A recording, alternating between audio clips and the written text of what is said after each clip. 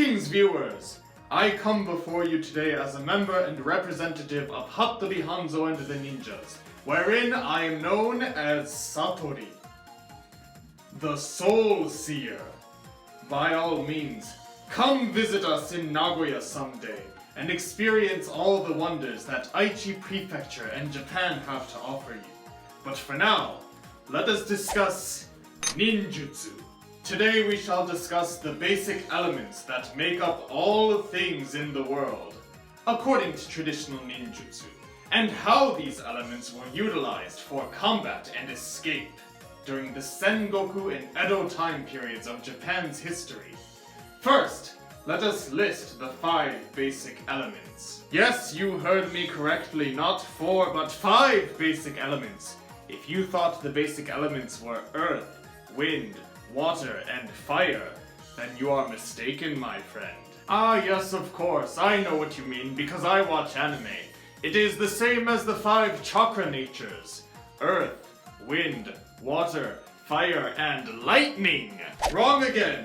Now, don't get me wrong, I too love anime. However, according to the traditional ninja texts, the 5 basic elements are water, fire, earth, metal, and wood. I know, not what you'd expect. But in the past, these were indeed believed to be the 5 basic elements that made up all things. And they also correlate to 5 categories of tactics that can be found within ninjutsu. These tactics are mainly used for escape, but in some cases can also be used for combat. Now, let us discuss these methods, beginning first with SUITON no JUTSU, or water technique.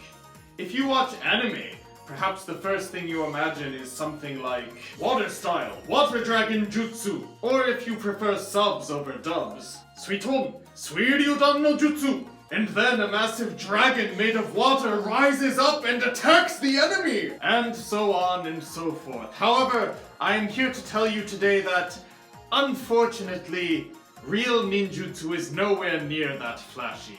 Indeed, real SUITON no JUTSU involves things such as simply swimming away, hiding in the water, or, on the other hand, taking a large rock or what have you, throwing it into the water, and creating a loud splashing sound, leading the enemy to believe that you have jumped into the water. Then you can make a clean getaway or sneak attack while the enemy is distracted. Next, let us discuss KATON no JUTSU, fire techniques. Again, modern anime may have you believing that ninja would spit massive fireballs out of their mouths or create smoke screens, but that is actually half true.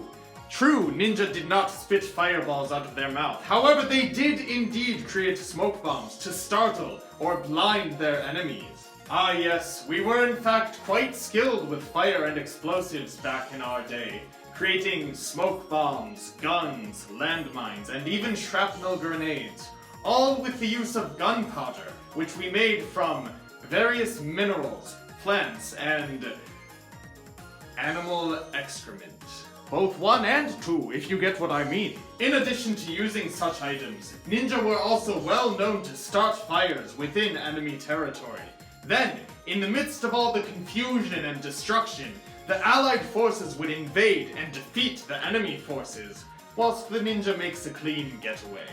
Moving right along to DOTON no Jutsu, or earth techniques. Now, earth escapes involved using the terrain to your advantage. A ninja might hide in a hole or a ditch in the ground, or in a cave in the side of a mountain. Additionally, he could take a handful of dirt or sand or what have you, and throw it into the enemy's eyes, temporarily blinding them while the ninja escapes or dismantles the enemy. Fun fact, this kind of technique, throwing dirt, sand, or random objects at the enemy, is also referred to as Shuriken Jutsu, even if you're not using an actual shuriken. Speaking of which, next comes KINTON no Jutsu. Enter everyone's favorite ninja weapon, the Shuriken! But again, let us first clear up some misconceptions. Indeed, shuriken is technically a weapon. However, a ninja would often only hold 1 at a time, and rather than attempting to kill or defeat the enemy, he would use it as a way to buy time. Throwing a shuriken at the enemy would injure them, or throw them off balance by forcing them to dodge. Then the ninja could use that time to create further distance between himself and the enemy. In addition, there are also caltrops, known in Japanese as makibishi. A ninja would scatter these behind him in order to injure or slow down a pursuing enemy. Now of course, metal caltrops were indeed quite durable and damaging to the enemy. However, because a ninja was aiming to escape, he would often not get a chance to return and recover his caltrops. Therefore, it was common to use natural caltrops, made from wood or thorns for example. Because, let's face it, back in the day metal was quite expensive.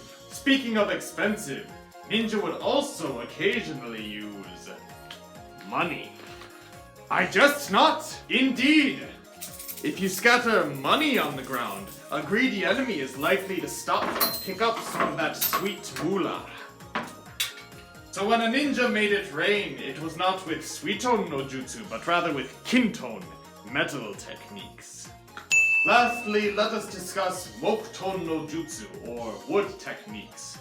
One would be to simply hide behind or in the shadow of a large tree or piles of lumber, which were much more common back in the Sengoku period before electricity was invented. Another method would be to push over a pile of lumber, creating a large sound and startling the enemy, using that opportunity to escape in the confusion. Additionally, if preparations were made beforehand with rope, for example, a ninja could pull the rope, toppling the pile of lumber in a location far removed from where he was standing, and thus drawing the enemy's attention elsewhere.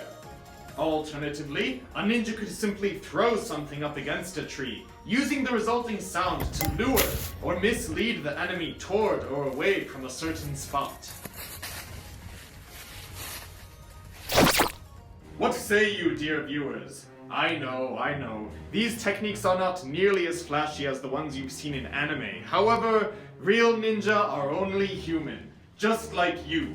Let us know in the comments down below which of these techniques you'd like to try out, and stay tuned into all of our social media for further information and entertainment regarding ninja.